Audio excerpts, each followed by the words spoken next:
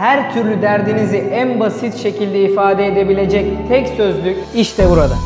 Kırgızistan Havalimanı'na indiğiniz anda bu kardeşinizin sözlüğünü PDF'ten çalıştırın, yolunuza bakın ya.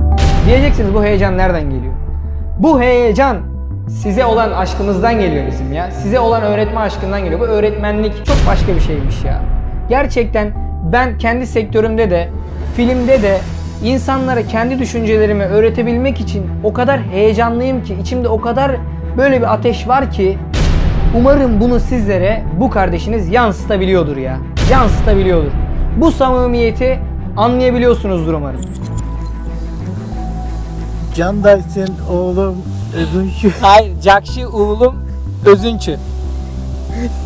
Ya söyleyeyim, söylettim ama. Tamam hadi bir kere daha dinleyelim. Cakşı oğlum Özünçü. Assalamu alaikum bir Tugandar. Kandaysınlar, işler, tişler, baştaki bitler, barcayın dağı, bol atağı. Bilenmenen kanalına hoş geldiniz der. Bu Cakka çeyine ait kandarımdı. Bizden Türkiye'deki Tugandarımız düşüngön çok. Oşol için Kayra'dan bir baştalgıç, bul sapar Türkçe. Merhaba kardeşlerim, nasılsınız? İşler, dişler, baştaki bitler nasıl? Sağlığınız nasıl? Hayat nasıl? Yaşıyor musunuz? Boldu deyim ne Murat? Yeter değil mi kardeşim dedim biraz önce. Kırgızistan'daki kardeşlerim diyor ki Kırgızça'da ait. Kırgızca'da söyle. Elbette Kırgızca'da aitam mındanarı. Evet tabii ki. Bundan sonra Kırgızca'da konuşacağım. Elbette. İki dil biraz zor oluyor ama elimden geldiğince bundan sonra Kırgız Tuğgandarım üçün dağı Kırgızça aitam. Kırgız kardeşlerim için de Kırgızca konuşacağım. Bazen altyazı ekleyeceğim. Bazen de iki dilde konuşacağım. K'de subtitle koyuyorum Kırgızça. K'de söz menen, eki til menen, aytkanga, baş otum menen, hareket kılam. Dostum. İyiymiş ya böyle. Şimdi bildiğiniz üzere YKS sonuçları açıklandı. Türkiye'de bir üniversite sınavı ötüp gitti. Oşol üniversite sınavından Oşol üniversite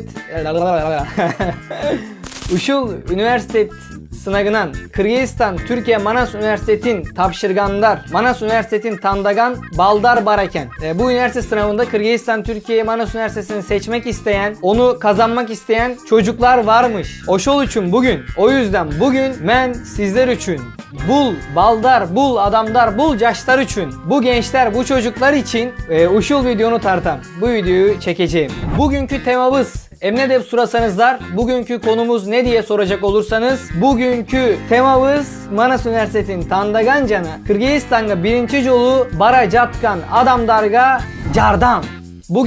Bugünkü temamız Kırgızistan'ı seçen ve Kırgızistan Türkiye Manas Üniversitesi'ne gelmek isteyen kardeşlerimize yardım. Ne boyunca yardım? Ne hakkında yardım? Dil.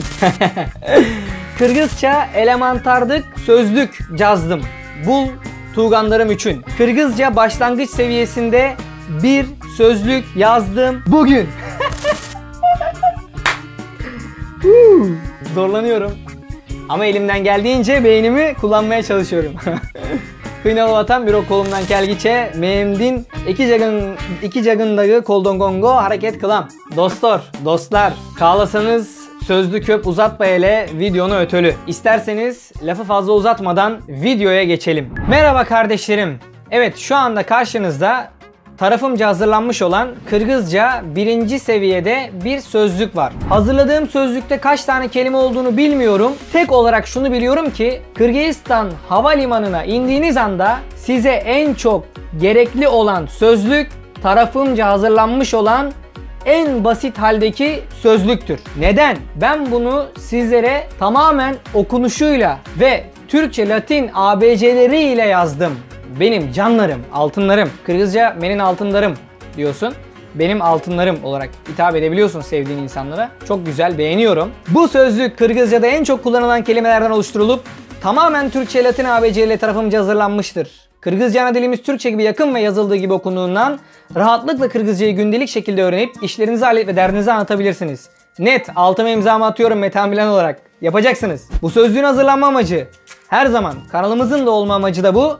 bilgi güçtür, paylaşıldıkça büyür mantığından yola çıkarak hazırlamış bulunuyorum. Biraz yanlış yazmışım ama artık idare edin. Bu sözlük özellikle Kırgızistan'da okuma hayali olan Türk kardeşlerimize çok yararlı olacağını düşünmekteyim. Umarım her şey gönlünüzce olur. Metehan Bilen Manas Üniversitesi Radyo Televizyon ve Sinema Bölümü 4. sınıf Bilenmenen YouTube kanalının sahibi diyerekten, bu arada YouTube'u da konu olarak açtık burada. Hemen oradaki zile basıp bu kardeşinizin sizlere daha fazla yardımcı olmasını sağlayabilirsiniz. Tık tık. Hadi bakalım. Bu arada bu kelimeleri sizlere söylerken bunları sizlere video interaktif şekilde anlatmaya çalışacağım. Eğleneceksiniz. O yüzden hemen videoyu kapatıp ben bu PDF'i indirip kendi başıma çalışayım derseniz yanılgıya düşersiniz. Kardeşinizi dinleyin. Kardeşinizin sesiyle anlamaya çalışın ve onun yaptığı video ile anlamaya çalışın diyorum.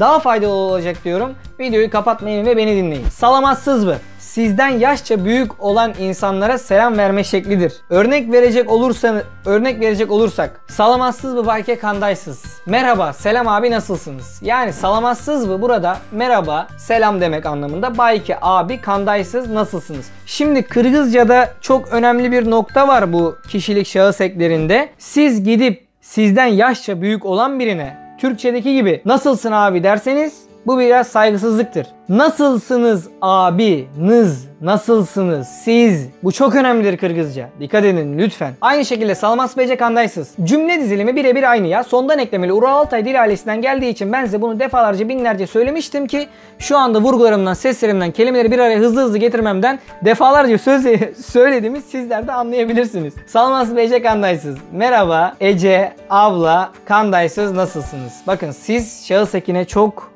dikkat edin lütfen. Şimdi bir noktaya geliyorum. Salamaslar ve eceler baykeler. Kandaysızlar. Merhabalar, selamlar abiler, ablalar nasılsınız? Ablaları buraya yazmamışım, özür diliyorum hepinizden. Karşınızda böyle bir abla topluluğu, abi topluluğu, sizden yaşça büyük insan topluluğu varken onlara nasılsınız?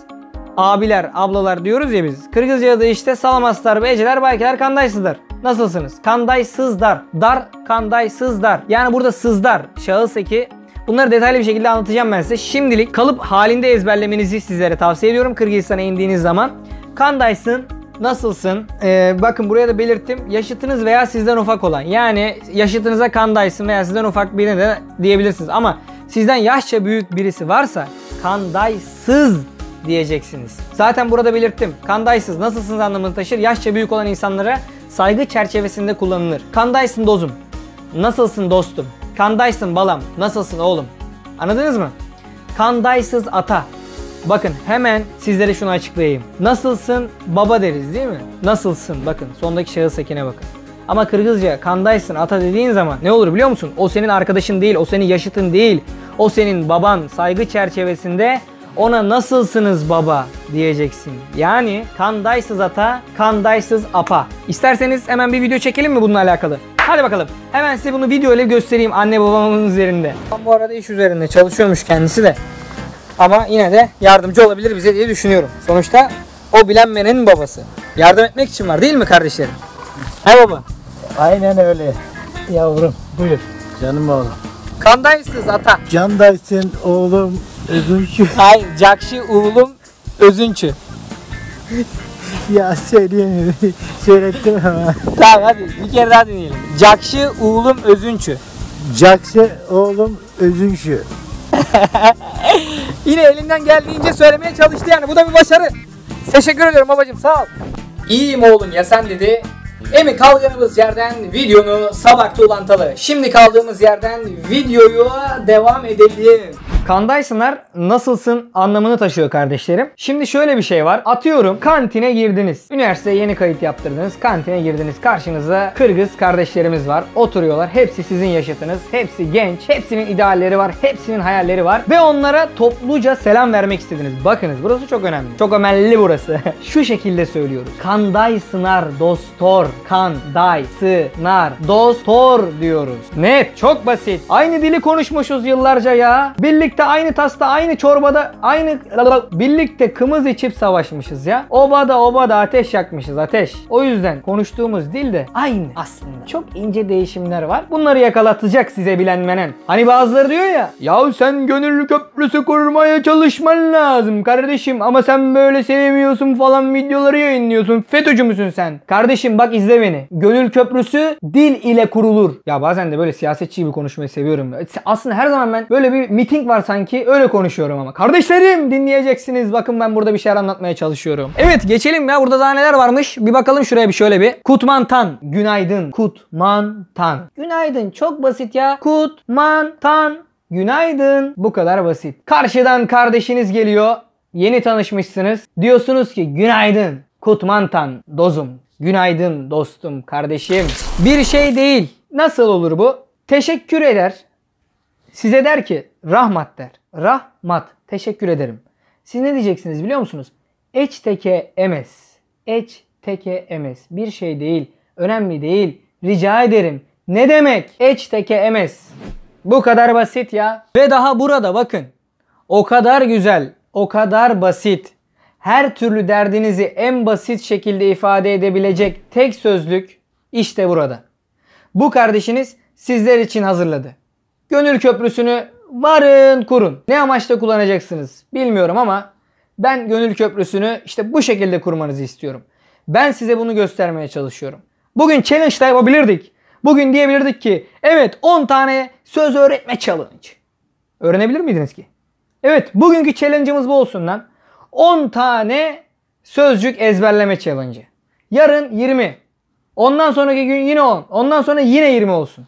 Challenge'larımız da, yarışmalarımız da buraya dayalı olsun. Zombi gibi ağzımız, salyalarımız akarken boş videoları böyle izlemeyelim be gençler diyorum. Yine bir sosyal mesaj bilinmeyen farkı ile. Anım. Ayım demek ya. Ayım. Mesela Kırgızca güzel bir kadın ismi. Aygerim. Aygerim ayım. Bakın. Aygerim hanım demek. Mırza. Bey demek. Bey, bey. Metehan Mırza. Metehan Bey. Benim bazı arkadaşlarım var. İzliyorlardır bu videoyu. Bana diyorlar zaten. Metehan Mırza. Mete Mırza. Şimdi lütfen. Lütfen. Suranıç. Suranıç. Suranıç. Ya okunduğu gibi yazmışım ya. Latin ABC'leriyle ben size okunduğu gibi yazmışım. Okuyun, açın, öğrenin. Kırgızistan Havalimanı'na indiğiniz anda bu kardeşinizin sözlüğünü PDF'ten çalıştırın. Yolunuza bakın ya. Bu kadar açık ve net. Diyeceksiniz bu heyecan nereden geliyor? Bu heyecan size olan aşkımızdan geliyor bizim ya. Size olan öğretme aşkından geliyor. Bu öğretmenlik çok başka bir şeymiş ya. Gerçekten ben kendi sektörümde de, filmde de insanlara kendi düşüncelerimi öğretebilmek için o kadar heyecanlıyım ki, içimde o kadar böyle bir ateş var ki umarım bunu sizlere bu kardeşiniz yansıtabiliyordur ya. Yansıtabiliyordur. Bu samimiyeti anlayabiliyorsunuzdur umarım. Ben diyorum ya bu videoda fenomen kokusu yok. Biz bu milletin, bu halkın çocuğuyuz. Evimi, yaşantımı görüyorsunuz. Bu işe para idealiyle girmedim. Zevk alıyorum bu işten. Bilgiyi paylaşıyorum ve daha çok güçleniyorum. Kaslarımı çektim bak yakından. Daha çok güçleniyorum. Bakın tamam kelimesi çok kullanıyor ya. Tamam. Easy. Tamam. Makul, carayt diyoruz. Makul, carayt. Makul zaten bize yakın ya. Makul diyoruz yani böyle yeterli. İşte bu tamam demek Kırgızca. Makul, carayt. Bitti. Kayboldum mesela. Adaşıp kaldım ya da adaştım. Sonra aşağı inelim birazcık. Bakın ne kadar güzel. Biri gelip size bir şeyler söyledi, anlamadınız. Bilbeyim. Bilmiyorum. Bu kadar basit. Bu kadar basit ya. Bana yardım edin. Başınız sıkıştı. İnsanlık hali. Her türlü başınıza bir şey gelebilir. Maga, cardam, berip, koyunuzçu. Bana yardım eder misiniz? Bu kadar. Bakın burada birçok kelimeyi sıraladım. Size oraya ilk gittiğiniz zaman normal olarak, gündelik olarak alışılmış kelimeler, alışılmış sorular söylenilecek. Ve ben bunları 4 yıllık tecrübeme dayanarak hazırladım. Size diyecek ki siz Türksüz mü? Siz Türk müsünüz? Men Türkmün. Bakın yazıyor sözlükte ya. Buyurun. Ya burada alışılmış, size gelen alışılmış soruların cevaplarının hepsi sözlükte var diyorum. Uzatmaya gerek var mı? Bu kardeşiniz sizler için emek harcıyor.